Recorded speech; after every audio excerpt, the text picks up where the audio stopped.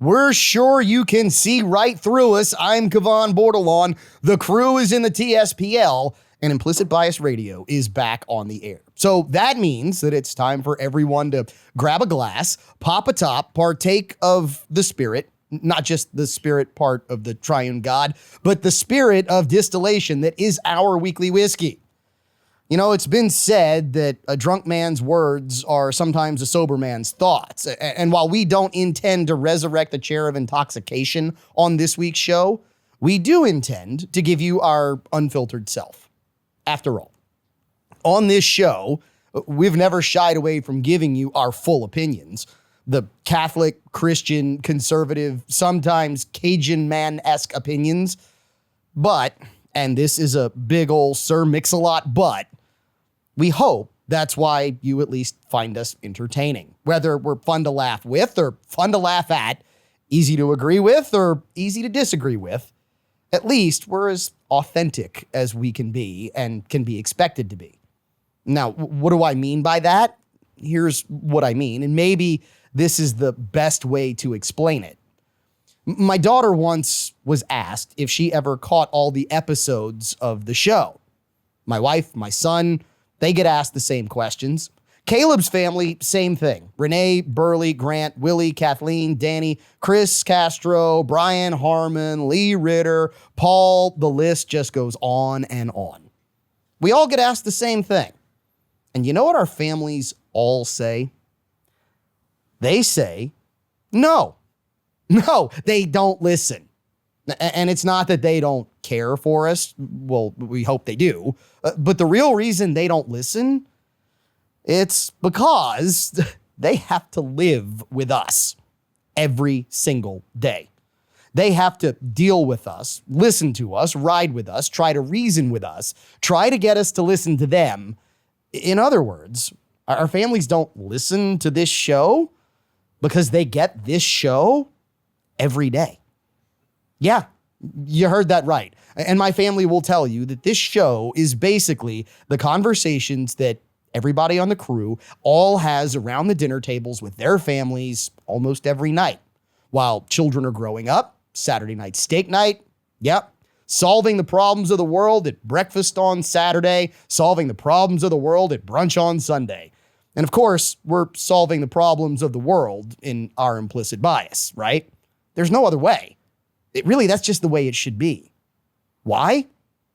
Because this transparency, the people you hear, the voices you see on social media, it's who we are. And we wouldn't change it for anything. Jesus, as a matter of fact, warned us about being different. I mean, he took issue with the brood of vipers in charge of his religion at the time. He talked about the hypocrites in the Sanhedrin, and he warned people who can't or maybe won't show you who they are. Those people, they're trouble. Why? Well, maybe they have something to hide. Maybe they're trying to keep a secret, which could be dangerous to you. Maybe, just maybe, they're hiding their true nature. After all, in 2 Corinthians, we're warned, and no wonder, for even Satan disguises himself as an angel of light. So it's no surprise if his servants also disguise themselves as servants of righteousness. Yeah, that's the beauty of certain people. Like them or hate them, at least you know who they are. Those people, we're friends with them. All their mess, all the ugly, all the rat's nest of their life, we see it, we know it, and we realize that they're just like us. So we're good. It's the ones who can't be honest with themselves. Those are the people who disguise themselves in public. Yeah, they put on nice faces. Some of them have sewn on or silicone injected, but they smile at us while they're looking and talking about us. And then the second we turn our backs, that stupidity, that level of evil, that's why we have to teach our kids, believe none of what they say, believe only what they do. It's why we tell our children, stay away from that ice cream truck driver. It's why we make sure we tell our children, yes, we believe Taylor Swift worships the devil. I jest. Maybe not. Seriously, though, if we stop and think about it, We could remove so many problems from our lives if we can just figure out who's authentic and who's not. That is the challenge today. In an era of Instagram reels, TikTok dances, Facebook pages, and X posts, it's so difficult to figure out what or who is real versus what or who is just someone else who wants us to believe that whether it's their morals, their character, or the rabbits really do jump up and down on the trampoline at 3 a.m. every Saturday, it's the truth. Now, you've all seen that video. I know you've seen the rabbit video. Everybody has, right? Anyway, the point is, we have to figure out who or what is authentic. Well, with the crew, you shouldn't have to ask. Yeah, we pretty much own this. We apologize to our wives and our husbands for it, and that's for Kathleen. Pretty much, we apologize daily. We believe, however, that's why our spouses love us. Because good, bad, and different, well, our authenticity, hopefully just like for you, we're their implicit bias. Cheers. We have been on a roll of absolutely incredible weekly whiskeys here on Implicit Bias Radio, and I got a feeling that this week is going to be no different.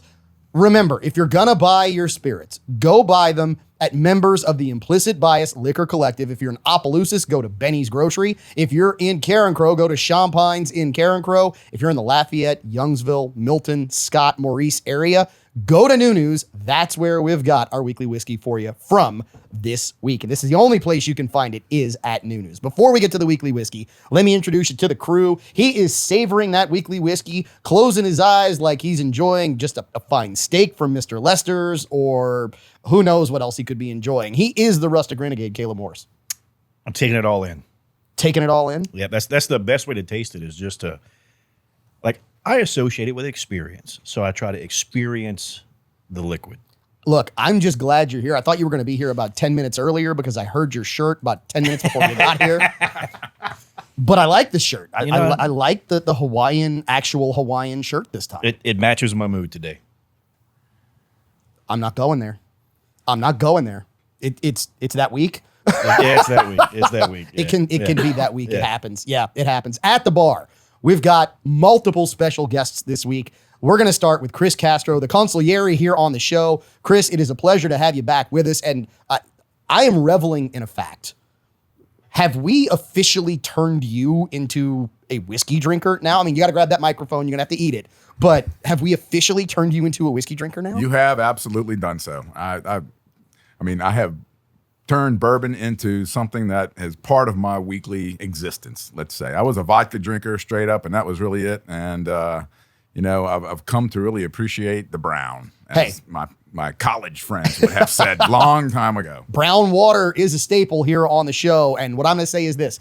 If it's a good thing that you partake of whiskey weekly now, we get all the credit. If it's a bad thing, we get none of the blame. Well, just that's the way it works. I got to tell you, and it's been a good thing, so I'm happy with it. Let's just say that. Speaking of all of the credit, the man who gets all of the credit for the fantastic food at Mr. Lester Steakhouse, Andy gets credit for the $1 implicit bias pour. He is Chef Willie Gaspard, because Chef, that was your decision. That was my decision. Were you of sound mind at that time? I was. Are Absolutely. you sure about that? Yeah, I don't know about now, but yeah, then I was. Oh, are too many people taking advantage of that? Which I know we can't have too many people. Quite a few have. Good. And I have some good stuff now, too. Well, what do you have? Now you're going to make me ask. Eagle Rare. I have Blanton's. I have. Oh, you're getting some of the labels I back have there. some of the labels back now. But you've also got I'll some do of those that for $1 four gates. too. You've got that four gate on the bar. You've got a lot of really good stuff back there, I too. do. That is fantastic. Absolutely.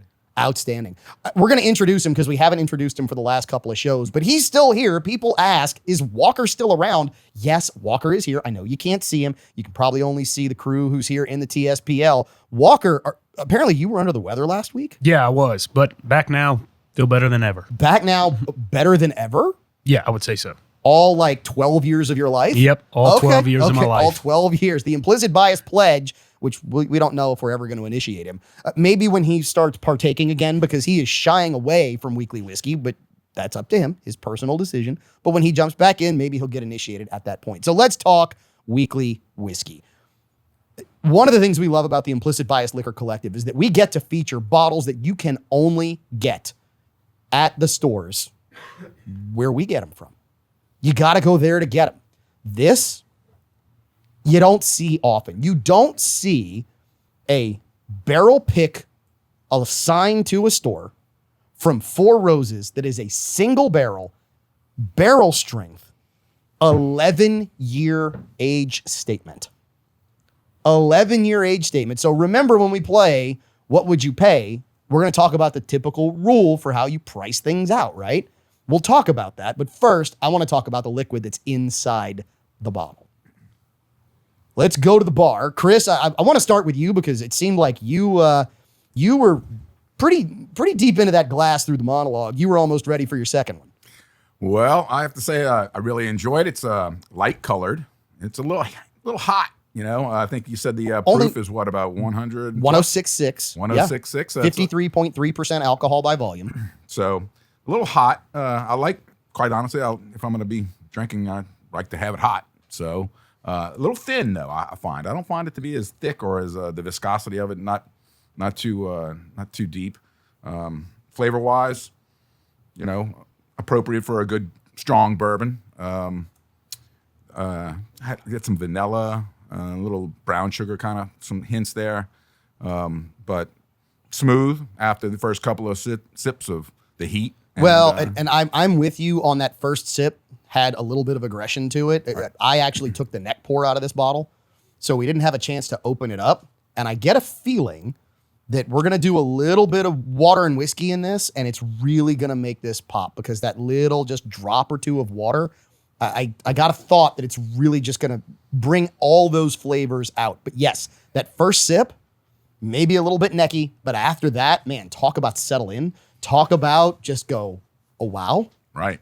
There's a wow factor with this one. Well, I did go ahead and use the dropper. Oh, so okay. After my first couple of sips, I said, let me try to open this up a little bit and see what kind of what kind of profile comes out, and it's really very quite nice. I enjoy it. Outstanding. All right, Chef Willie, you're typically a wine guy, I am.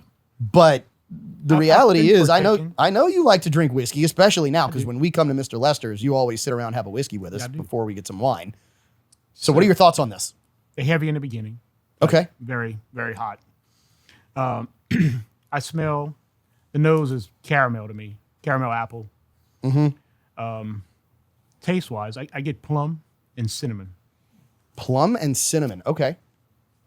Interesting. Yeah. I get stone fruit on this. Absolutely. I get a fruity note to this that really just sits well. And then I get that It's smooth caramel after a couple sips, towards the but- back of the palate, right? This is one that at 106, being a single barrel from Four Roses at a cask strength, it needs a little oxygen. It needs a little oxygen, not to be good, but it needs a little oxygen to reach its full potential. But the full potential on this, to me, is really special. It's especially out there with all the different flavors that we had, and especially given where we are in the year. Now, I am aware we don't have a meteorologist on the show. I'm actually told that we are expecting next week some cooler temps to come through. Now, cooler from 97 degrees could be 91 degrees, but I'm still told it's cooler temps. In the summer, this sits so perfectly because it gives you just that little bit of aggression towards the throat and the chest, but it doesn't just heat you up and warm you like a furnace from inside, which really, I love that about this. This almost for me is a perfect summer bourbon. And I would just And that's, and you're going to have to, you got to grab the microphone. It's okay. I just wanted to second that plum, that tartness. It seems that really it's like the skin of the plum, kind of just catches you a little bit. Quite nice. All right. So now for the more esoteric review, the most esoteric whiskey review you might ever hear in your entire life. He is the Rustic Renegade. Are you 2 pours in, Caleb? No, not yet. But I do feel bad because when you said plum, I realized I missed it. And I was like, oh my goodness. And it's not like it's a dark plum. Not when they're still kind of yellowy, when they're reddish. Yeah. When they're that deep purple, that's in the skin of it. That's the flavor because you get the tannins and everything else. And I missed that completely. So thank you for that. On the nose, it's a very familiar smell. When I was younger, my grandmother would take me to the Yambali in Opelousas. Here we go. And back then, I don't know if you can still buy fresh cotton candy, You can buy it in places. I don't know if you. but can they get would Yambali, spin the but- cotton candy Yeah. and everything else, And I get like on the nose that cotton candy, that sugar in the air. I get Yeah. like the cotton candy, the fresh cotton candy, and then banana magnolia. Banana magnolia. I think that's what it's called. It's like these little baby magnolias. They're little bitty. It's a little bush. You're making this one up. No. You are so full I'll of. Google that one. I get it. It's these little baby magnolias. These little tiny ones. We have a bush by the house, and it's the same smell. And it reminds me of a summer breeze. Summer breeze Makes you feel fine. Yeah, and I get that on the nose, like on the end of the nose. I get it's like a banana magnolia. I'm sure there's another. Okay, word, hold on. No, scientific we name. are actively checking this. Yeah. Google says, not a Japanese magnolia. It's like a banana magnolia. Is he not thinking like a gardenia? There. So No?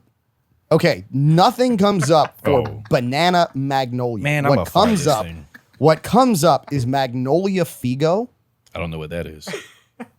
which does not look like a traditional magnolia No, it does tree like not. you would expect.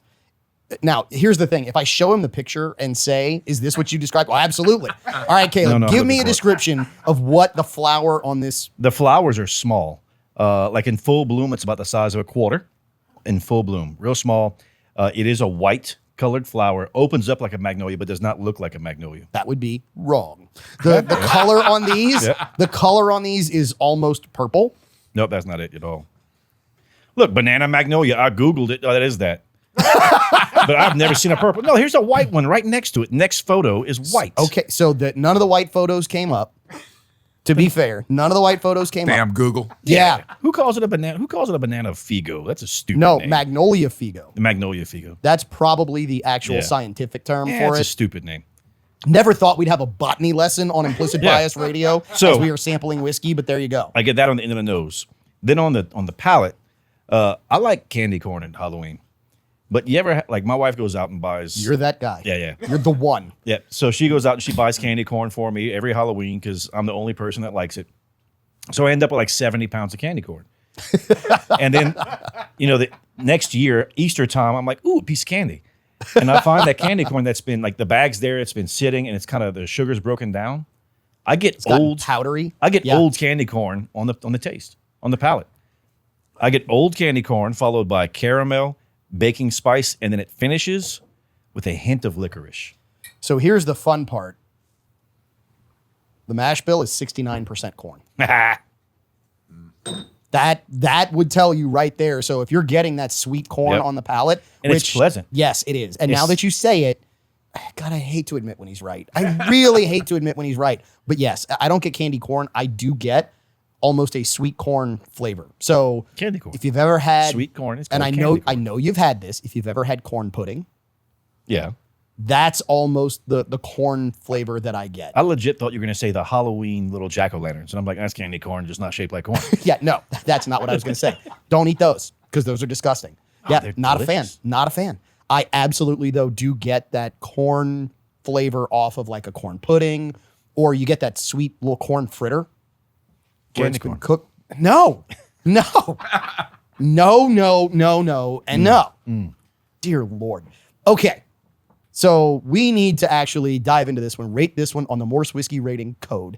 And we need to make sure that we put this and play What Would You Pay for the What Would You Pay Championship Belt Chain. I'm writing my number down now. So No one steal it. key bourbon tip. Traditional pricing guesstimate. Number of years in the barrel, $10 per year. That's usually the guesstimate as to where something would fall, right? Now you're making me second guess because you're saying all this precursor. Well, I'm giving, for those who might be new to the bourbon whiskey game, I mean, you're wondering how much should I pay for a bottle of XYZ bourbon? You get something 6 years, if you're somewhere around $60, it's probably a relatively fair price. Now, it's not always indicative of the liquid that's in the bottle. But that's typically where price points fall a lot of times at retail. So we're going to play What Would You Pay? Everybody's going to give their price. And we're going to rate this on the Morse Whiskey Rating Code. Red, which we know this isn't a red. Red, I wouldn't drink it even if it was free. Yellow, I would only drink it if it was free. Green, I would buy this. Blue, I would seek this out. This is special. So I want to start with the notes that I got, and I'll go first just because I didn't give all of my notes. I was picking on Caleb because he was making up plants here Google on had the it. show. Google had it right Yeah. there. Okay. Lestrap's Nursery or something. I don't know.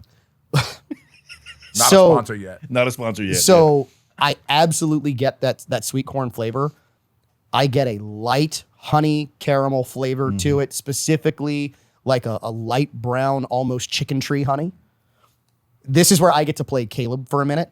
So there is a guy, if you live in Lafayette, I love where this is going. and you have to know where his house is, and he sells honey on the honor system. Is a little house outside? Yes, you go into the house. Yep. He's got, well, I say it's honor system now. He's got cameras up, and he will put up a picture of you if you steal a $10 jar of honey from him.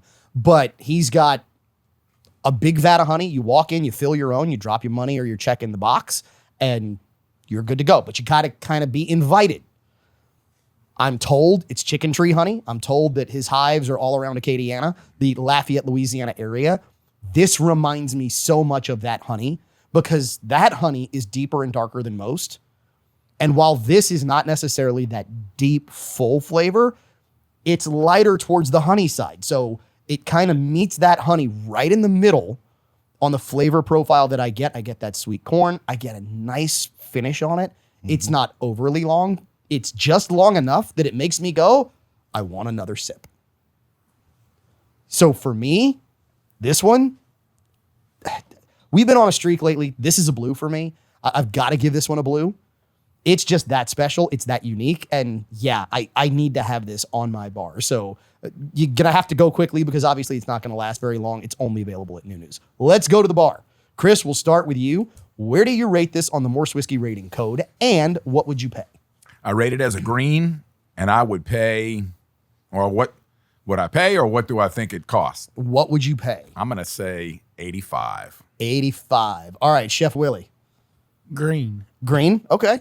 59. 59. Caleb Morse. It's a green for me. I want it to be a blue, and this is really good. But it doesn't draw me in enough. Like Okay. I think it could be a little bit. And at 11 years, I don't know what they can do to make it better. Like there's nothing you can add. You almost made me second guess, but I wrote down $130 because I believe this should be around 130 for what's in here. Okay. So we've got basically all ranges on the spectrum, Yeah, right? yeah. And Chef, number one, either you're a cheapskate or you're paying wholesale.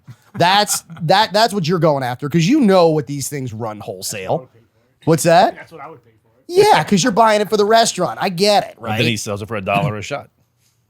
He can do that. Yeah. He is Chef Willie, so that's on him. All right. So, first of all, it's a green. It's a 3-1 split decision, but greens on this show don't come easy. Greens on this show is a high mark for a bourbon whiskey. As far as the what would you pay championship belt chain, it's going to go to Chris Castro. This is $99.99. Woohoo! $99.99 for an 11-year, 4-month-old, 4 Roses single barrel cask strength. You're not going to find that anywhere. So make your way there because it's not going to last. Grab your bottle. Trust me, you're going to enjoy it. And when I tell you this is a straight sipper and this is what I really like about this one more than anything, at 106, you can give this to someone who is not a traditional bourbon drinker, and they're going to like it. They're going to be like, oh, I don't drink high proof stuff. I don't drink stuff over 100. And they'll sample this and go, oh, maybe I do. And now all of a sudden, now you've got that kind of gateway to all of the other proofs that just get so much higher. More weekly whiskey conversation, more stories that you're not supposed to hear in the mainstream media, or at least the ones they won't tell you about, when we come back and bring you more Implicit Bias Radio. The Texas saga has apparently finally wrapped up as we jump back into Implicit Bias Radio. But the Texas saga is really only going to create maybe issues in California and some other places. What do I mean by that? Here's what I mean. Backstory on Implicit Bias Radio is this, is that Texas got together to redraw their congressional districts. And when they redrew them, some might say they, quote unquote, gerrymandered them. Great word. Love the word gerrymandering, by the way. Some would argue that they just drew them where they logically, geographically make sense. And what was the end result? The end result is a swing from, call it 6 Democratic seats, to instead of having those 6, they're now Republican seats because of the majorities in the area. Now, gerrymandering is something that everyone in Louisiana should be very familiar with because we've been gerrymandering forever, like the Sandlot, forever. Yes. And this action by Texas, I have a feeling long term could put an end to congressional districts that in, for example, the state of Louisiana, start in Baton Rouge, go northwest through Alexandria to the state line, and then curve back to Vidalia across the state, which is essentially what we have. The crew here in the Mr. Lester's TSPL for this segment, myself, he is Caleb Morse, the nose that knows. He's got his New News single barrel 4 Roses cask strength select. At the bar, Chris Castro, the consigliere, and a new member of the Implicit Bias family, Paul Sabatier. How do exactly do you pronounce it? Paul Sabatier? Depends on who it is, but I mean, mainly I've been heard everything. The French say it a lot better than me, but I say Sabache. Sabache? Yeah. Okay. But I've heard everything. I think we should have some fun with it. We should play like Monty Python. Sabache! It's probably like, how did your drill sergeant say it? Oh, man, it was such a blank. I just tried not to get yelled at. It's Sabatier. I want to say it was Sabatier. That's the number one I hear because they don't say the IER as the A sound. Well, and anywhere else you go, it's Broussard, not Broussard. Right. It's, it's Simon, not Simon.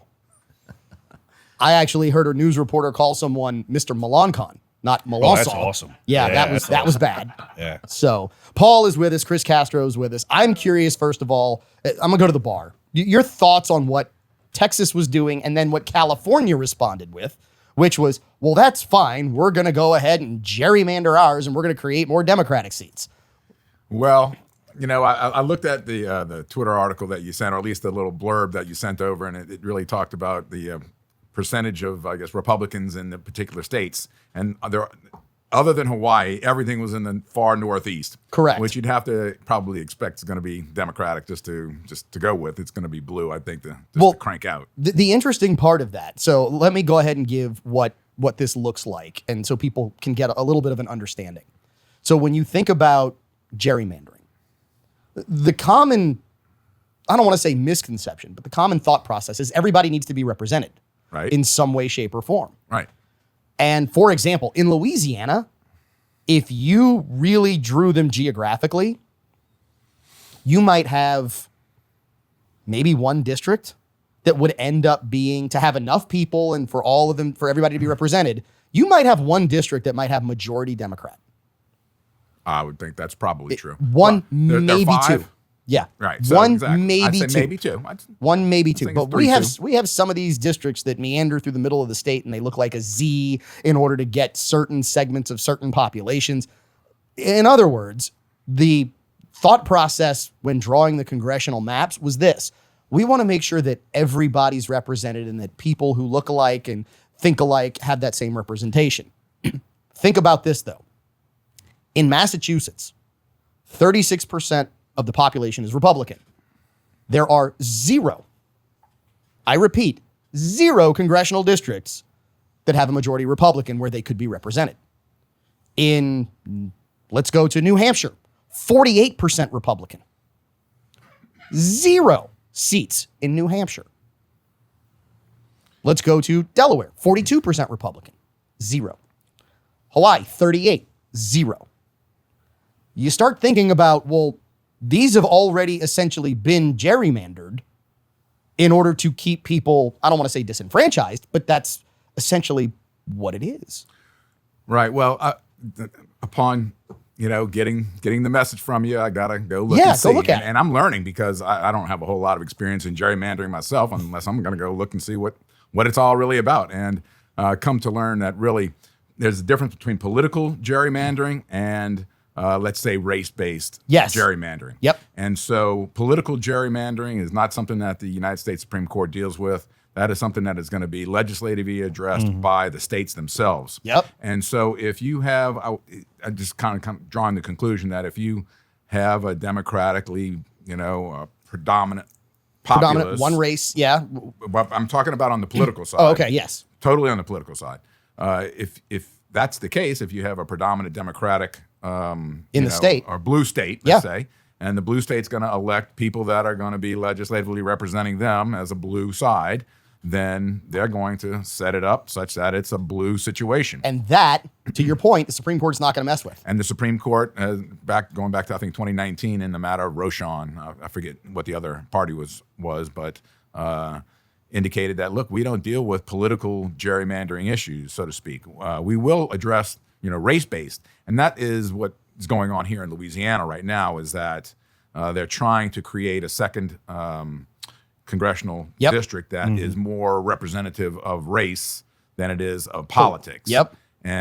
But I would think that, and it seems, in my opinion, that the legislature ultimately, and what's going to happen here in the state of Louisiana, is they're going to probably find that the gerrymandering district that they want to create is not going to be created based on the fact that in our state it's predominantly, more of a red. Yeah. So legislatively, In other we words, don't have to abide by the race populace or what the numbers are. In what other the words, census might say. some states utilize race to get the political gerrymandering they want. And that's the big takeaway. A lot of states right. do.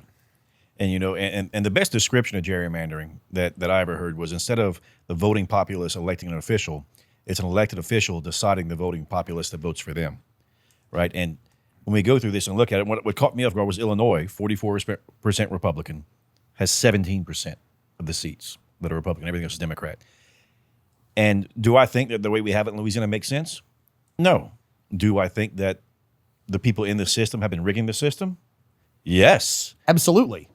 Because they can vote and direct themselves and direct ways that we have voting populations and districts. And as long as the people in charge of that have control of what they have control over and not the people, they're going to rig the system. And when you say rig the system, so let's, I hate to say, let's look at that though in terms of Texas versus California. So you're looking at a red versus a blue. Yeah. So and so follow that down the road. And to your point, what percentage of California is red versus what percentage is blue? And I think that's the big question mark. California's in the 40s, red, right, and has, when I tell you, such minuscule red representation or red districts, or primarily red districts.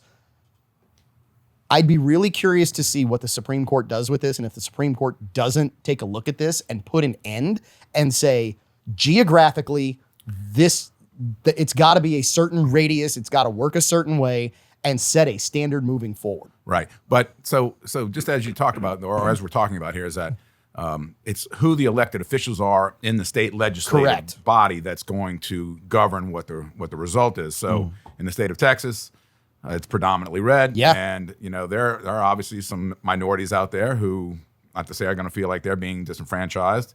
But I think when it goes to the popular vote, you have to, that's where it kind of comes in. Yeah.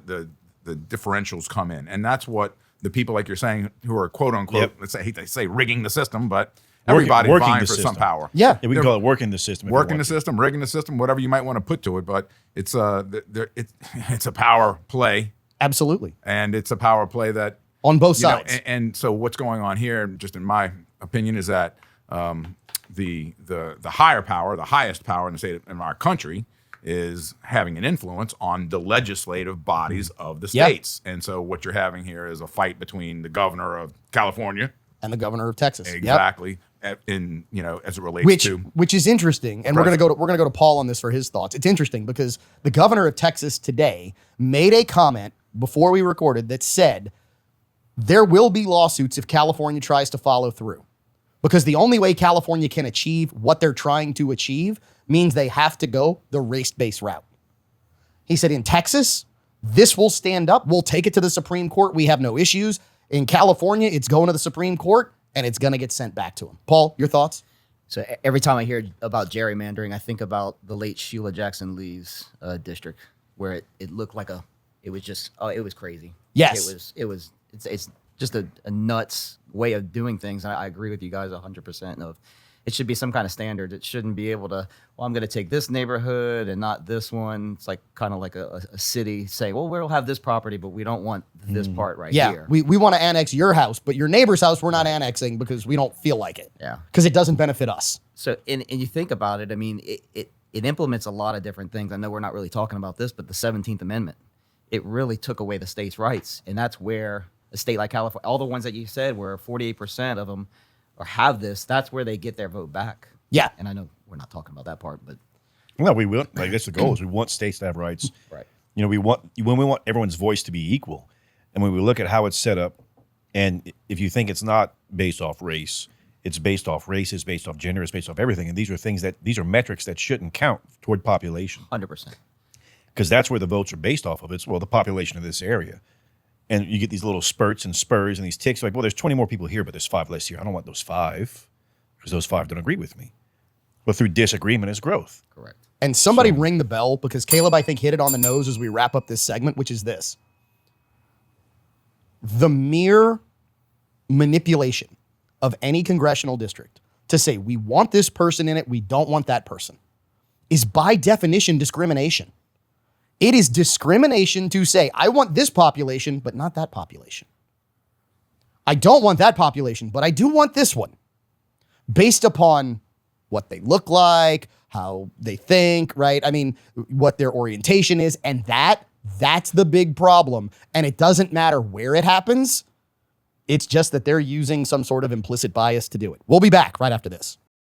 It's time to talk cow farts on Implicit Bias Radio. I'm your host, Kevon Bordelon.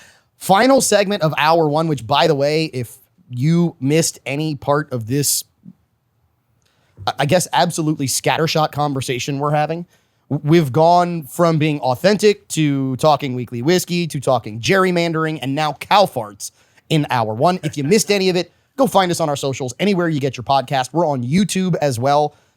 The best place to catch really all of our links is Instagram. You can find our link tree there. It'll take you up to all of our channels. Click it, follow it, go back, listen, like it, love it, share it, help the show out. After all, it's your Implicit Bias Radio. So the crew here in the Mr. Lester's TSPL celebrating Implicit Bias pours at Mr. Lester's. $1, Bob. $1 if you tell them you want an Implicit Bias pour. Fantastic. We've got Chef Willie here, and this topic we teed up just for him. So you're probably asking, wait, you've been talking about cow farts. Why would you talk cow farts with Chef Willie? And here's why. Because for the last however many years, I mean, 15, a decade, 20 years, more than a Probably decade, 20 years. right? Probably 20 years now. It's been a while. We have been told this, that one of the main reasons for, and I'm not going to use air quotes because I hate air quotes, but it's a farce for anthropogenic global warming, which is man-made global warming. Right. One of the main reasons is what, Chef? Cow farts. Cow farts. Yes, you heard that right. Much like the idiots who think that you need to make butter from a lab experiment, Mother Nature, which we are trying to preserve, is apparently now bad. A God, Mother Nature created animal Right. is evil because our herd is too big, right, Chef? Right. So let's start here. The herd of cattle in the U.S. today, any ballpark on it, Chef? Any idea?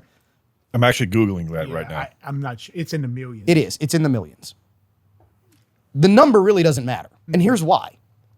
Because anybody want to take a guess what the buffalo or You son of a American gun. bison That's why I was herd Googling. size was before people like Buffalo Bill just started indiscriminately shooting them to get them out of the way for the railroad? It was massive. Yes. Up to 75 million. Yes. That's 75 million cattle. No, No, 75 buffalo. million. Buffalo. Right, Yeah. Exactly. So buffalo farts were apparently okay. Yeah. Yeah. So Buffalo at its peak was approximately 75 million from our guesstimates. Right now, as of January 2025, approximately 86 million cows. Right. So 86 million versus 75 million. Well, hold on. You still had cows in the United States. Well, I was going there. Right. Okay. I was going, and then we have Sorry. all the other livestock. Every hoofed animal there exists. Yes. Including every bipedal animal that exists. Yeah. And look, I think Walker just farted 3 minutes ago. some of you people listening to this just turned up the radio because you're trying to fart and your spouse not notice. So gaseousness would be the right term, I think. It varies. It's a variable. That's the X. Flatulentousness. Let's make up a word. Yeah. Flatulati. Yeah. Flatuti. That Yeah, works. yeah, I like yeah. that. Flatuti. You know, there's a lot of anyone's to variables blame, to it'd that. probably be humans. There's more humans than there ever was in the. Yeah. You know what? If we really cared about methane emissions, we would ban India. No, we just ban Indian food. That's all it Well, would you take. know, and look, they have a very large. They actually have one of the largest cattle populations. Well- they have one of the largest people populations. because cattle are sacred there. They They are. don't eat cattle. So, what sense does it make to cut American food production, not necessarily consumption, but production, whenever other countries are going to do this? Here's the better Since part. when though. do we take up the mantle of the cross? Here's the better part, though. We've already exposed a massive part of the lie. There's I an smelled it. even bigger part of the lie. Well played. Ring the bell. There's an even bigger part of the lie, and it's this. According to the University of Nebraska, because of the way cattle feed off the land and how cattle eat and how cattle graze, take a guess what is carbon neutral at worst and carbon positive at best. Chef? I would think pigs are probably worse. But what's carbon neutral and carbon positive at best now, according to the University of Nebraska? Cows. So ranching actually takes methane out of the atmosphere, according to the study from the University of Nebraska. Please don't believe us on this. Please don't. The best news out of all of this, the best news that we could possibly get out of all of this is, do you know what the best thing you can do for the environment is? Ooh, eat more beef. Where's the beef? Yes, eat a steak. Eat a couple of steaks. Chris? I'm just hoping that they produce a lot more so it can lower the price of beef. Well, that's a whole nother. That'll never happen. How about this? We'll put a tariff on it. Yeah, well, it's American Well- beef. No sense to tariff that. No, we import what now we're importing Argentinian and Chilean beef again, I think. Well, I'm just saying what we Argentinian export. beef sucks. Don't Yes, eat it does. Okay, so chef, tell me why do you not want to eat Argentinian beef in the U.S.? It tastes just like venison. Really? It's So much it's grainier Grainier. and the fat. There's no fat. It's yellow. Yep, the fat is not that nice, delicious, bubbly fat that not liquefies. What would you call that? Would you use like that renders? Rendered. Yeah, it's more of that leathery kind of fat. It's very, very different than what we really enjoy in a good steak, It's almost like grass-fed beef. If you ever had like a grass-fed gristle. Okay, so that is one thing that was said about in the article how ranching has to be done. It's not as heavy of a grain-fed beef that is carbon neutral or carbon positive. So it's more of a free-range, grass-fed, but you can still, I mean, some ranches finish with corn. They finish with grain, correct? Most do that. They'll do grass-fed for the first however long of life, and then the last 45 days or so before harvest, we'll use that term, then they do corn or grain-fed. The beef that I serve in Lester's is finished with 180 days on grain. Ooh. Okay. Gives it that extra fat content, Yep. makes it that much more buttery on the flavor. And for those who don't know, Wagyu is fed really, really interestingly. A Wagyu cow, so A5 Wagyu out of Japan, is fed a ritualistic diet of beer, grain. It is massaged on the regular in order to create this excessive fat content inside the musculature of the cow. It is amazing what they do for Wagyu beef. It's also why they charge, $175 a pound or somewhere Yeah. around that for A5, around there. depending upon the cut. And because the problem you have with traditional, like what we'll call American ranching, your ground meat, your cuts, your chuck, your every other pieces are very edible and usable. You ever had Wagyu ground meat? Oh, it's almost all fat. It's almost all fat. So like I have a friend who ranches, and we'll get the Wagyu ground. He does an American Wagyu. We take that ground meat and I mix that with venison. That way I have that delicious fat to go with it because that's the only use for it. That's all you can use it for. All I know is this: a Wagyu ribeye is delicious. The problem with an A5 Wagyu ribeye, I love to eat a big, thick ribeye. So you get it that 120 degrees on the inside. You get that nice char on the top, the char on the bottom. but it's so fatty, it almost messes with me if you eat too much of it. Yeah. Which is just like implicit bias. But you know what? There's no too much of implicit bias radio. If your station only gets hour one, call them, tell them you want both hours. Whether it's Monroe, whether it's Vidalia, whether it's New Orleans, stick around because hour two is always more fun on implicit bias radio. We are who we are on hour two of Implicit Bias Radio. I'm your host, Kevon Bordelon. We've got a great crew here in the Mr. Lester's top secret podcast lair. By the way, I wouldn't be doing right by you who's listening to the show if I didn't make sure that everybody who's listening right now knows that if you want $1 pours, and Chef Willie is telling me that as of this recording, now that doesn't mean it's still going to be there. They're sitting on some Fourgate, they're sitting on some Blanton's, they're sitting on some Eagle Rare. And if you mention Implicit Bias Radio, your first pour is $1. That's on Chef Willie, not on me. So go down there, tell him you want your Implicit Bias pour. What, Caleb? Like, look, I know a really good therapist that Willie can go to. I don't know if they're going to be able to help that out. But yeah, you know what? I probably need the therapist more than Willie because Willie's just having fun doing this because he can go crazy. And it shows like where else in Acadiana, where else in the state is going to do a $1 pour for you of things that they know they can make good money on. And it's the only 5-star restaurant between New Orleans and Houston. Yeah. So if you're listening in New Orleans, just take Highway 90, go through Thibodeau. It's a hit great Baldwin. ride. It is. It's tons of fun. It gets you out the city. Yes, it does. Yes, it does. Okay. So go get your $1 pours at Mr. Lester's. Let me introduce you to the other people here in the TSPL. You already heard and saw Caleb. If you're watching on socials, Instagram, Facebook, YouTube, X, please find us, follow us. It helps the show and it helps you catch your implicit bias. At the bar, Paul Sabatier. I think we're going to call him Monty Python. I think that's going to be his...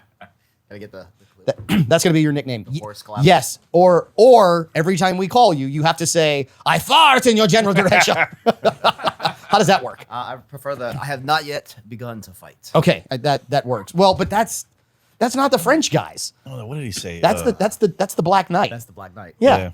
Merely Yeah. a scratch. Fresh wound. It's merely a fresh wound. Yeah. Merely a friend. Come back, I'll bite your legs off. Yeah. All right. And at the bar with him is the consigliere, Chris Castro of Castro Law. So we have talked about people being authentic. And I think it's about time because we don't change. I mean, the people that you hear and see here on this show, we are really no different in person. If you find us, if you talk to us, we are all exactly the same. And I'm sorry for that. Agreed. It's got to be exhausting trying to be someone different, you know? I don't have enough energy to be 2 or 3 people, much less just myself. Hard So- to be me. Yeah, it is. But one thing I will say is this. There are people who are really good at being somebody else until they're not. There are people who love to scream, it's a threat to democracy. There are people who love to scream, this is not the way the system was meant to work. There are people who love to scream those things. And then when the system doesn't work in their favor, what do they want to do? They want to destroy the system. Which brings us to the New York Times. Now, this is an opinion piece, and they farm out their opinion pieces, so they let people write opinion pieces that I can't believe that these people are actually now being honest with their opinion. I love that James Woods, the actor, loves to post this stuff on X because this to me is pure gold. The New York Times publishes on August 14th an op-ed.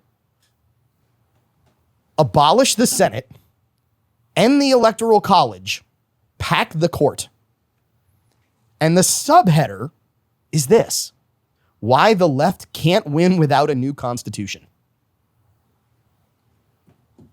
I'm going to pause right there and see what just initial thoughts were here in the TSPL. Who wants to take the bait right out of the gate? Oh, as Chris pushes this in front of Paul. I have to admit, I wasn't able to open that story, so I'm sorry I missed it. Okay, it's all right. You had to go to the next one. Yeah. And you could see it. So it really, that's how you know you're talking to someone that's fake, is if they can say it something like that whenever their party, the air quotes, is in charge, or somebody that they like and whatnot, they want that. but then right when their opposition or someone that they don't agree with would say the same thing. Can you even imagine if Trump or somebody would say that? Imagine if we said that. Oh, Hitler. See, we told you it's Hitler. Yeah. It's the old. So for those who have kids who did speech and debate, if your kids debated at any point, literally at some point, every debate devolved into that last statement. Literally Hitler. That's where all the debates went. It started off with something innocuous, like resolved that the United States should adopt a policy globally that is carbon neutral. Right?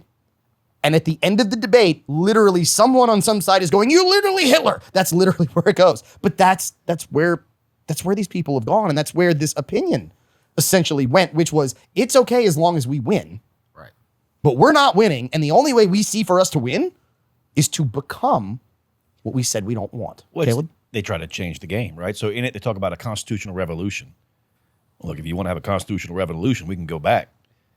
Like, we want to go to fisticuffs, go to fisticuffs. I know that's not what they're talking about, but that's the revolution I want to talk about. These are the people who don't have the guns, though. Exactly. Like, they want to use a kitty litter box and they want to fight. Okay. They talk about adding more states. You want to add more states, but yet they cried and moaned and everything else whenever states started about separating, because all of a sudden California's too Democratic. They want to be more Republican. They want to be more conservative. You can't break apart California. These are people that don't know which way to go when they see a skirt or the men's room. But yet they want to try to dictate how you vote, how you think, and how you do everything else. If they can't decide what they want for dinner, you think they can decide how they're going to do anything else? No. This is maybe the beauty of this to me, which is this is the party of acceptance and tolerance until you disagree with them and they figure out that there's more of you than there are of them. Well, they want us to accept them, us to tolerate them until we disagree. Because when we disagree, all of a sudden, then we're Hitler. That's the worst thing they can come up with is Hitler. There's plenty of worse people in history. Not saying Hitler's great. I'm not saying that. I'm saying there's bad people. Yeah, yeah. It actually brings up the part where I forgot who said this or where I heard it first, but it was whatever the Democrat Party is saying about somebody else, it's because they're the ones that are actually doing it. They're Reflecting? projection. Projecting. That's it. Projecting. And look, I'm not going to say it's only Democrats because I know far right people that are just Republican will ignore the fact that their party has done something wrong. Oh, and I that's where I'm more of the.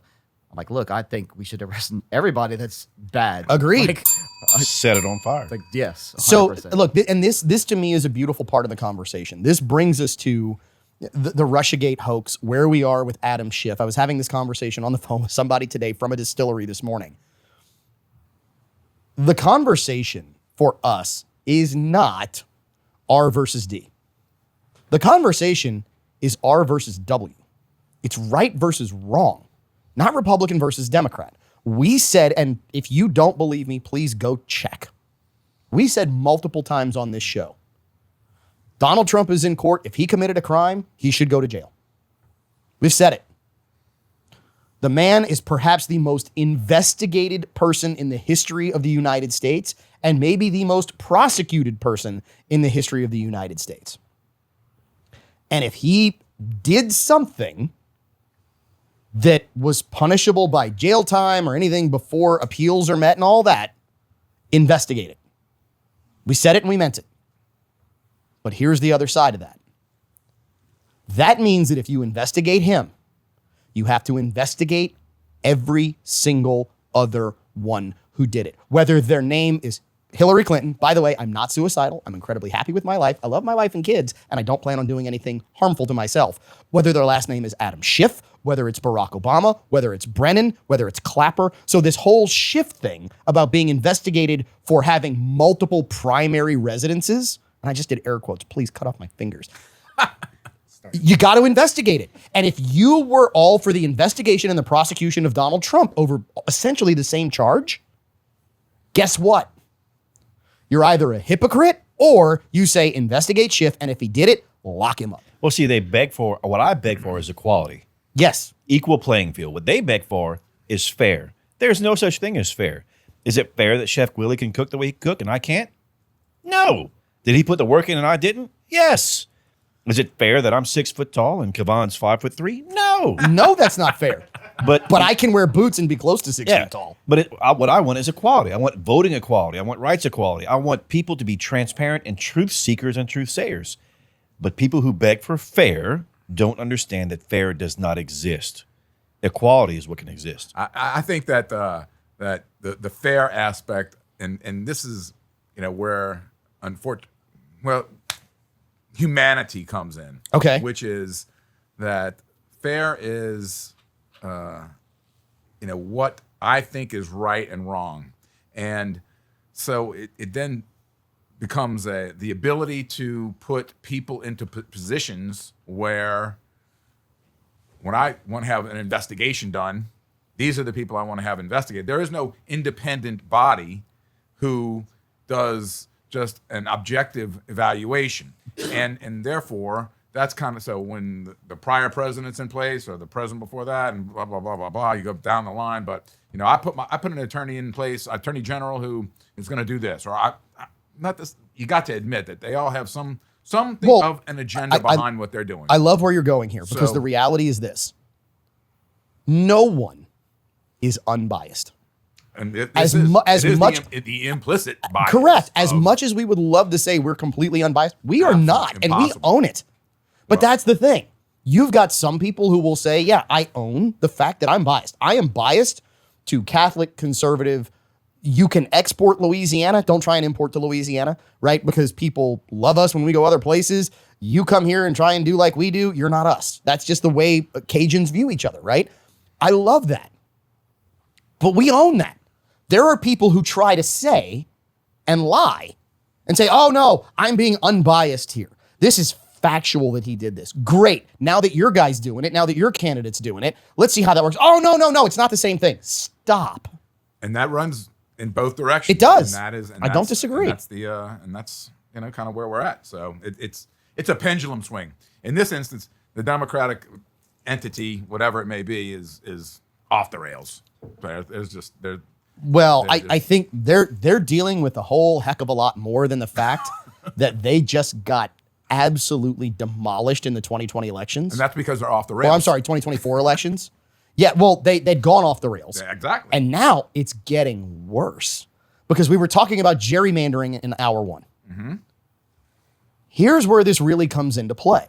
And what this really starts to look at is 2030. Not 2026. Right. Not 2028, but 2030. Why 2030? That's when Walker's old enough to vote? Yeah. Will he be old enough at that point? That's pushing it. It's the census. When we start going through the census, which actually we may get to before 2030, because there has been now a request for a new census. You now have the way that census were counted prior to where we are today, which is they literally just tried to count every head in a state, which is not the way the census is supposed to be counted. It's supposed to be every citizen of the United States, not every member of the populace. Well, now there are people who are actually saying California, because they have essentially now misplaced like 3 million citizens, 3 million, not citizens, 3 million people in California. They just turned into Kaiser Soze and disappeared. They're gone. Mm-hmm. And 3 million, that was the magic number between the difference of California going red in 2024 and being blue in 2024. In other words, you remove all of this populace that maybe shouldn't have been counted, and you start counting just American citizens. We've said for a very long time on this show, the media has propagated an illusion. And the illusion is this, is that very vocal minority is actually the majority. That's what the media would have people think. This article, Abolish the Senate and the Electoral College, Pack the Court, is recognition, and I'm not going to say liberals, because we've got people who think liberally on this show. It's leftists. It's radical people. Radical leftists are coming to the realization that they have never been the majority. It's always been a manipulated number. Well, that would make much more sense when you think about, and look, we all have our own vacuums, right? Our political and ideological vacuums that we associate with. Our biases. Yeah. Absolutely. And I communicate with people who severely differ than me politically, be it on abortion, be it on states' rights, be it on firearm ownership and everything else. But I believe in hearing everyone's opinion. But realistically, 90% of the people I talk to think like me. I don't think we're the silent, I don't think Okay, the loud hold on. minority. That's funny because Caleb, Man, I'm out and there. I know you talk to people all around the country, but let's think about where we live. Yeah. We do truly live where this show is based out of, Lafayette, Louisiana. It's 72% Catholic. It's the most Catholic very city different. in the United States. It's a bubble. We do live in a bubble. However, what I will say is this.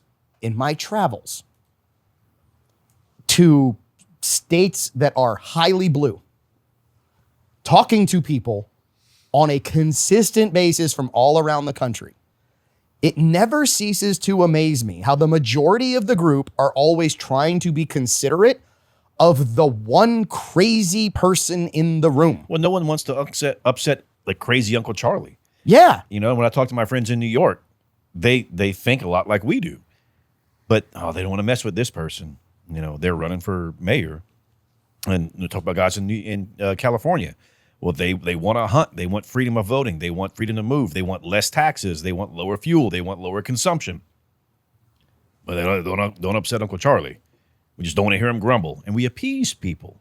I'm tired of appeasement. We've been nice to people for a long time. And when I mean nice, there's a difference between being nice and being kind. And that is a very old Catholic philosophy. Being nice is, oh, yeah, I understand. And just please go along have a nice day. Being kind is actually caring enough to look at him and say, you know, Waterburn baby. I'm not sure that what you think is actually correct. And maybe, just maybe, if you want to expand your horizons, you should do some research and you should think differently than maybe you do today. And if the research you do leads you to the same place, at least you've done some research. But outside of that, what you might find is that the world is a hell of a lot bigger and a hell of a lot more broad and a hell of a lot different than you think. Paul? One of the reasons I really like this show is just because probably all of you have heard when you're growing up, don't speak religion, don't speak politics, get along with everybody. And that's what we do. And I found out in 2008, you can put the pieces together that I figured something was going wrong and that we need to be more vocal about what's right and wrong. And we need to be more vocal about what's going on. And that's your Implicit Bias Radio. We're about to create an international incident on this week's episode of Implicit Bias. I'm your host, Kevon Bordelon. We've got the rustic renegade, Caleb Morse. Caleb, what's that look for? Did I ever tell you that story? You've told me about multiple times that you No. created international Okay. incidents. Dubai? I've heard of Dubai. I've heard Okay, of all right. incidents. I've heard of incidents with the blue like version of, oh God, what's the stuff that you're Bengay and the yeah. gloves. Yeah, Okay, I've heard all that right. story. I mean, there's all kinds of stuff. I was just wondering because when I heard that, I was like, we had that discussion? Yeah, no, we're not going there. Yeah, no, that's all fair. We're not going there. We're going to one that everybody hopefully knows about. At the bar, we've got Chris Castro. He's the consigliere here on Implicit Bias Radio. And the chain winner. Why are you not wearing the chain? You're right. Yeah, why? I mean, He's personal injury. yeah, okay. I missed that. He's creating his own personal injury. Yeah. There you go. Yes, and of course, Paul Sabatier, right? We're going to have fun with this, Paul. Look, you're talking to a guy whose name is Kevon. I've been called Captain Caveman. I've been called Chevron, Kevon. I've been married for 20 some odd years. My wife calls me really ugly names. I answer to those too, so we're all good, right? If anybody can make fun of somebody's name, it's me, because mine has been the butt of a lot of jokes for a long time. Regardless, international incident, let's get going. Why not? So, there are a lot of reported rumors about this. And I am going to be the first to say that I don't care who it was. I don't care if it was someone high up in the Trump administration. I don't care if it was some Yahoo judge individual in Las Vegas who did this. But this, Lucy, we got a problem. And this is an issue. So if you've been following the news lately, and I don't mean like the normal news that doesn't really tell you anything. You know, they tell you the stories they want you to hear, but they don't give you the real deal. In Las Vegas, apparently a group was busted for trying to lure underage girls into, let's just call it, explicit activities. Of that group, everyone was held without bond except for one. Except for one. Now, if I told you that the last name was Alexandrovich,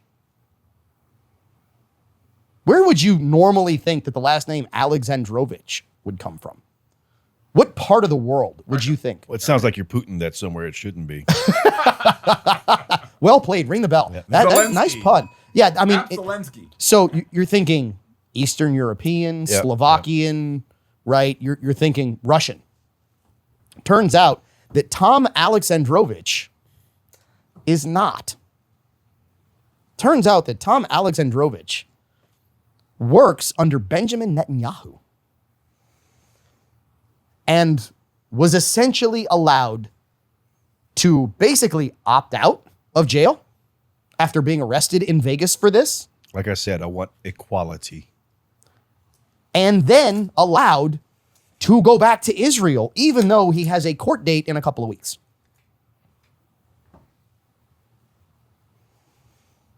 I'm really curious. Now, there are rumors that someone high up in the Trump administration pulled this trigger. There are reports that it was a judge who holds dual citizenship pulling this trigger. At this point, the fog of war in this story is thick and trying to figure out who did what. I'm going to start here. Can someone explain to me why an adult, 38-year-old male. Right. yes, who is trying to lure knowingly a 15-year-old girl is allowed to just leave? And by the way, did not claim diplomatic immunity. I was just about to say we need Martin Riggs for whenever they say diplomatic immunity to take care of business. Yeah, but here's the deal. He didn't do it. No, he didn't claim diplomatic immunity. He didn't claim that he was here on a diplomatic mission on behalf of the state of Israel, which, by the way, he's not Slovakian. He's not Eastern European. He's Israeli. He didn't claim that. I mean, literally, we're thinking like this went full on Eddie Murphy, like the Pope rolling through, hit somebody, Dominus Omnis, you be all right, and keep going. That's what he got. He got a Dominus Omnis, you be okay, keep going. And I'm still trying to figure out how this guy is not sitting in a cell in the United States. But it makes me very curious if it was the judge himself or where this came Herself. from. Herself. Like, where did this come from? When you say where did this come, where did what come from? Was there a phone call? Was there a directive? Was it somebody with dual citizenship who said, we'll just sweep this on the rug and figure that they would hide this as fast as possible?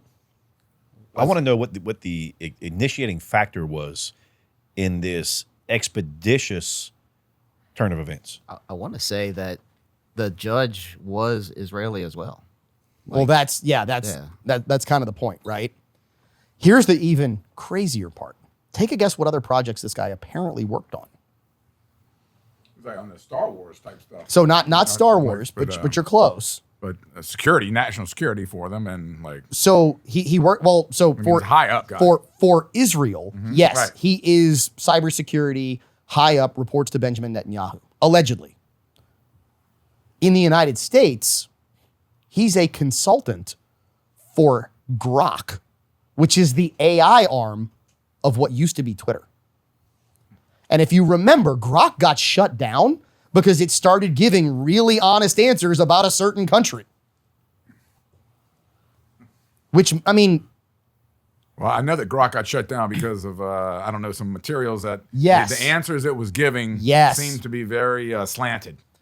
Or maybe they Let's were just opaque, right? Well. Maybe they were just honest. Landslide. Yeah, I mean, you know. this is the really insane part to me.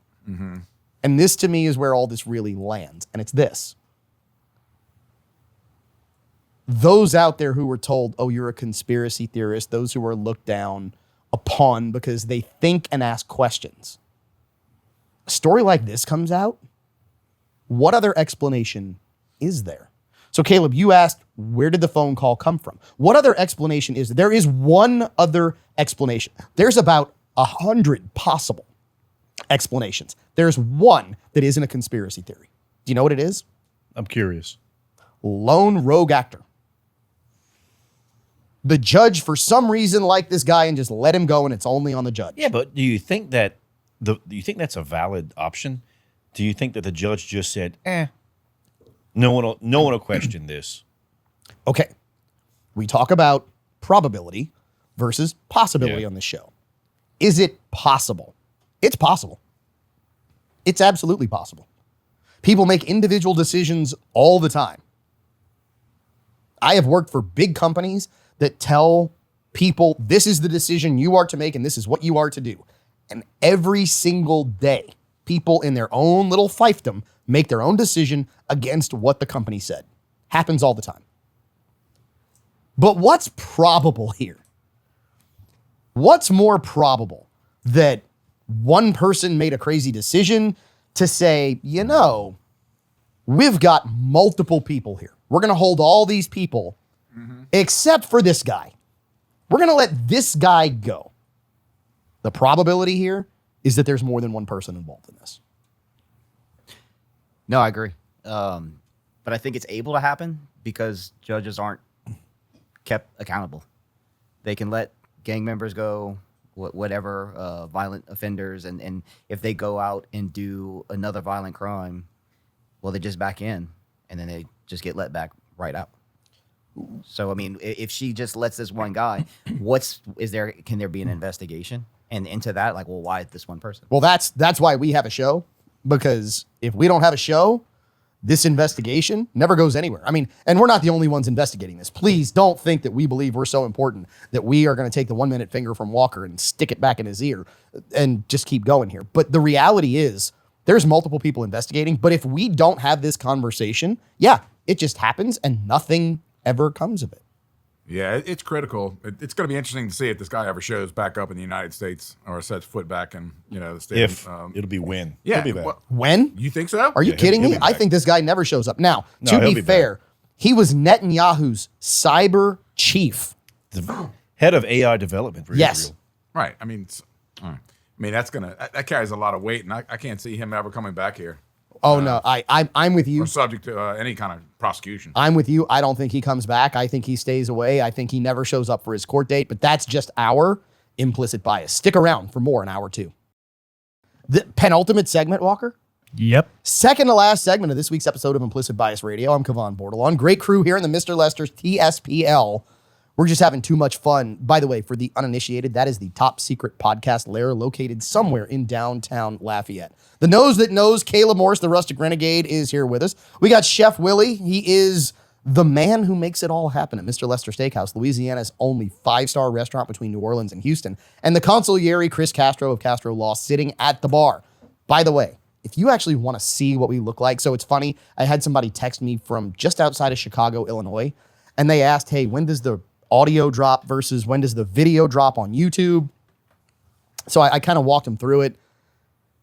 And he said, man, none of you look like I expected you to look like.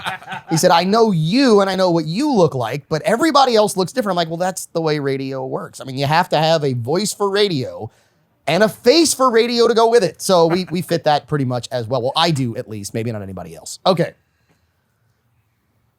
So the U.S. debt clock has been a thing for a long time.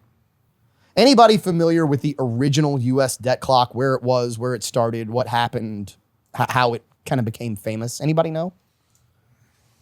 I mean, I remember seeing it, and numbers skyrocket. So but where did you see it? I remember seeing it in New York. Yes. Oh, in yeah. Times Yes. Square. It's So got that's- a running clock. That's the original, That's the original. the U.S. debt clock. And it is literally this, I don't know if it was LED to begin with, but this digital board Right, digital.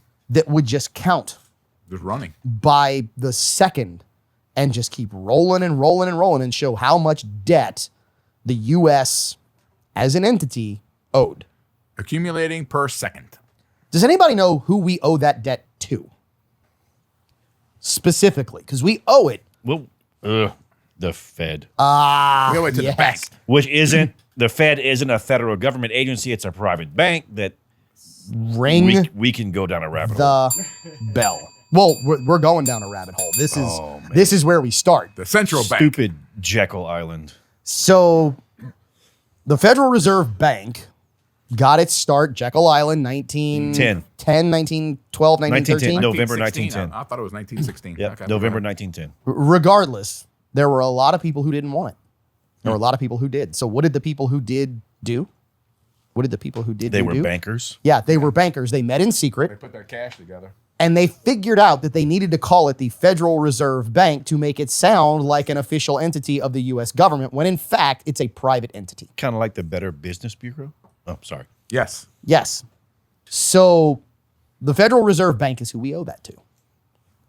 They loan money to the U.S. government, which, by the way, where do they? So I'm assuming the Fed has all the gold, right? They have enough gold to back up this. Wait, they don't? No. And Wait. They don't have any gold. Well, then- We give them our gold, the taxpayers' gold, that they hold and they count, and then they loan us our money, which we print on our machines that taxpayers pay for, and give it to a private entity that loans it back to us at an APR. Are you, wait, annual percentage rate. Are you sure they have the gold, though? No. Have you ever seen the gold? No. And apparently neither has our government. So what you're telling me is that the money that the United States government borrows from the Fed, they essentially, like Doug Henning, it's magic, pull out of nowhere, loan to the U.S., which we are then on the hook for the interest? And it sounds really bad when you say it out loud. So that's who we owe the money to. So there's the federal U.S. debt clock, which starts in New York. And Chris, it's still there. Oh, yeah. It is still there, a physical, Tourist attraction. yeah, big tourist attraction. Where is it? Oh, God. But Times there's Square. also, I'm going to. oh, you're going to go see it, Chef? Yeah. I'm Okay. going in October, I'm going to New York. Cook. Oh, okay, hold on, wait. Sidetrack, take the microphone. Who you Hold going on. to cook for, Chef? So I got invited by the Louisiana Travel Association to go cook at the Taste of Louisiana Gala at Chelsea Market in October. So when do we leave? October 26th, When do we come back? October 29th. And what hotel am I staying at? The Aloft. And I it, just- it shocked me how much it cost a night. Oh, the Oh, loft. no. That's right there on Central Park, isn't it? Oh, yeah. I The government paid for that. I'm not going to tell you how much it was. Yeah. Right? So So wait, okay, wait. This is beautiful because this ties back in. In other words, the government borrows the money from the Fed The to 3 then, nights is more than my mortgage. to then Yeah, pay for the hotel, to then pay for the hotel for us to go up and cook for the government to get advantage.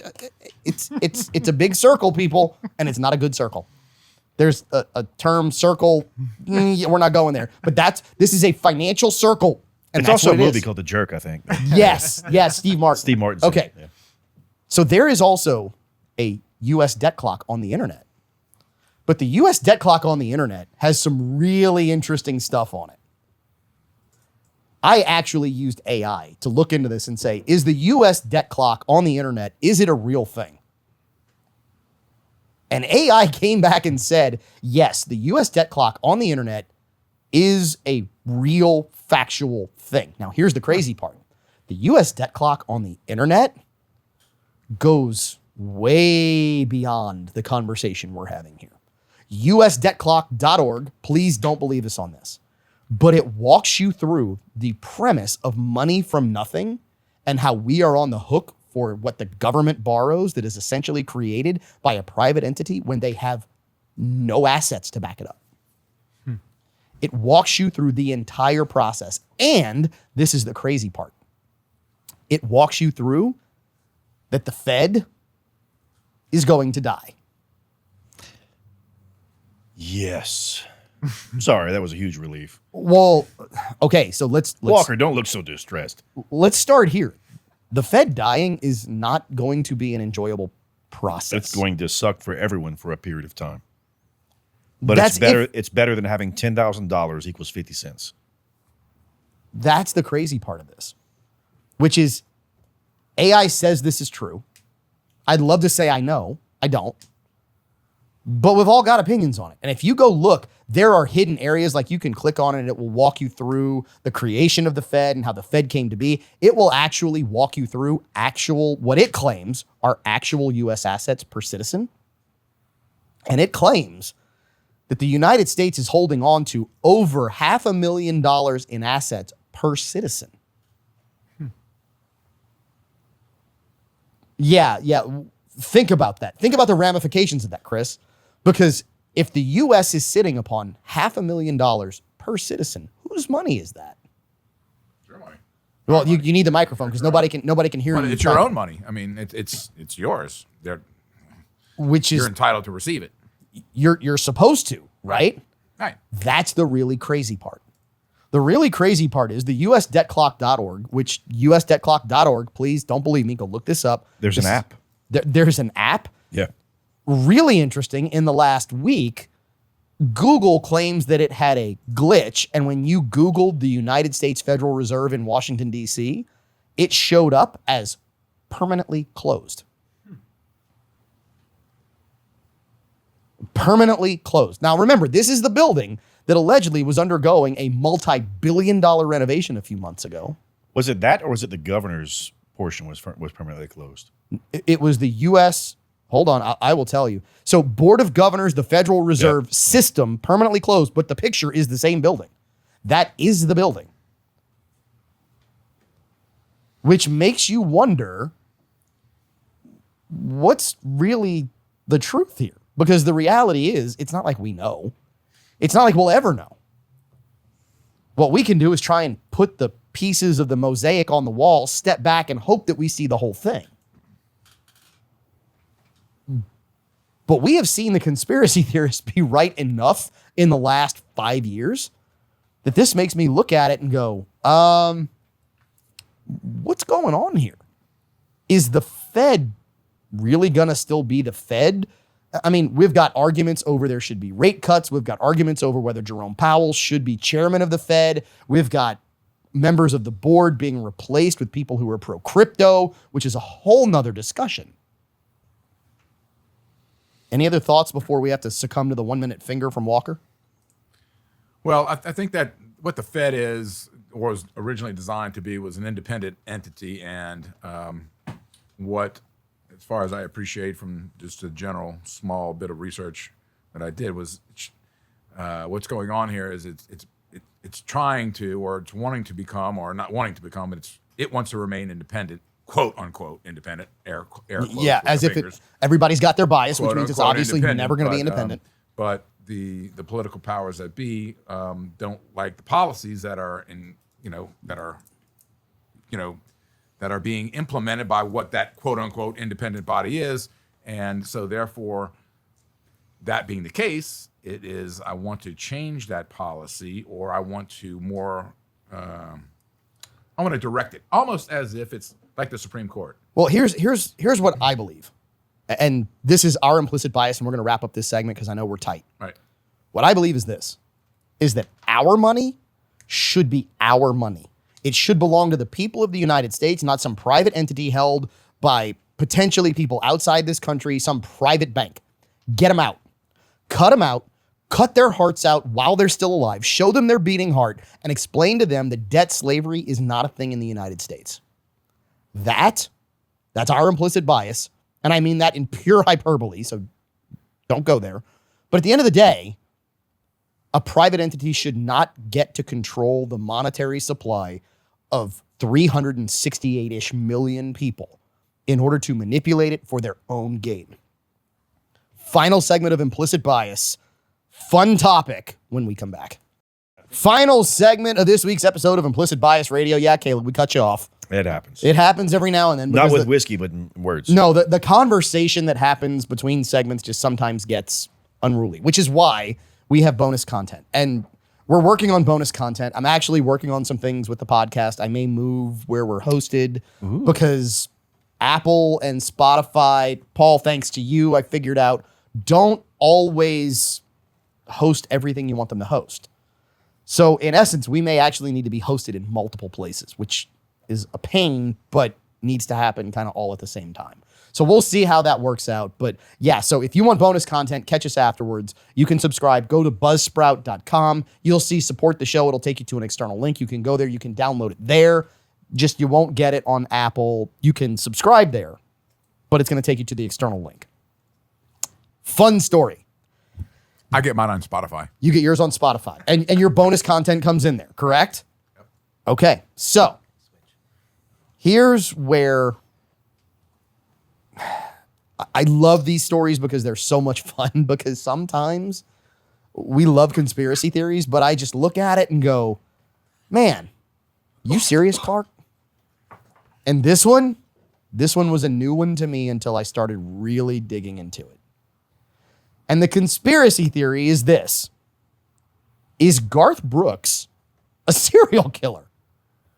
Is the guy who swings from ropes and yells, "Thank you for my life," a serial killer?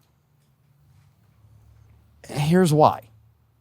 Because apparently, if you start matching up Garth Brooks concert locations and dates, there are people who apparently have gone missing at almost the exact same time that Garth Brooks is said to be in town. When is it Garth Brooks, or is it one of his roadies? Could be a roadie. Or is a band, like drummers and bassists. Do you really trust them that much? Hey, my son's a drummer. Yes. That's why I said it. I know. So, you never know. They're maniacal. They can keep rhythm when no one else can. Yeah, with multiple appendages doing different things at the same time. It's not natural. Anyway, the coordination really isn't natural, but that's a whole different story. Paul, you kind of laughed at this one. I really didn't know how to take it when I saw it, just because so many things were going through my mind. It was like, doesn't he perform in cities with a lot of people? So a couple of people go missing that could be linked to a white country star? I mean, come on. It's not just once or twice, though. Okay. It really isn't. No, it's a lot. And let's be honest. Most serial killers fit a profile. They are middle-aged, white men, talented, intelligent. Wait, is Garth Brooks middle-aged? Well, hold on, he's but- okay. So when this all started, he was. Really? Wait, I felt young for a I thought he second. was Now you like took 20, it away. 30. Well, no, when he started, 30s Yeah. starts to No, get you 30 towards. is not middle-aged. And No, he we're took just off. old. He took We're just off old. after he mimicked Chris Ledoux, right? Which has a song called "Just Ledoux It." Yep. Which is where his energy came from, and everything else, and his concerts and his performances started to change. He was a manager at Walmart when he got discovered. So there's that. There's the other side of this, which is, does he fit the profile? Intelligent, talented, white, male, when this all started, middle-aged, mobility, so he has the availability. I mean, there's things that you can look at and go, it could be, but it's Garth Brooks, for crying out loud. I mean, it's not like the guy would go on tour with a female and then divorce his wife and marry the female he's on. Oh, wait. But he got caught. He got caught doing that, and he got caught with the stupid Chris Gaines thing. Well, there's a whole nother split personality thing. So okay, so maybe it's psychosis. Is there a psychosis? Because if you remember, he went through the Chris Gaines phase Yeah. of Garth Brooks. Which that looked very serial killer-ish. It did. Yeah. Like when you looked at it, you went, something ain't right here. Yeah. Now let's have some real fun. Walker's Googling Chris Gaines right now. Walker has no idea who Chris Gaines is. We're lucky Walker knows who Garth Brooks is. Chris, you want to chime in here? All I can say is it sounds absolutely ridiculous to think that. So- but that's, who knows? Well, okay. So Maybe we need some DNA testing. is it possible? Is it probable? Is it possible? Anything's Sure. possible. Is it probable? Not likely. Not likely. Wasn't he recognized by the United States government? Not to say that gives him any credibility. I was but about to say. wasn't He's he, guilty. Isn't he? Well, that could very well be. My gosh, I could have just implicated him. But wasn't he recognized as a national treasure recently in the last year or two? Okay, so here's where I want to take this. Wasn't that Garth Brooks? How many artists in the music industry have come out and said that there are really dark undertones in order to be successful? I mean, let's look at Lady Gaga, who just produced a video with kids that looks pretty satanic. Let's go look at Tay-Tay, who likes to stand on a black cube. And if you don't know what that means, please go look that up. Let's go look at all of this and go, is country music any different? And the answer, we don't have it for you. We thought it was a fun conversation. And at the end of the day, it all lines up to your implicit bias. Catch us wherever you find podcasts. Go back, download, share with your friends. And oh, by the way, pour a weekly whiskey, find our bonus content, and cheers. We'll see you in 7 on Implicit Bias Radio.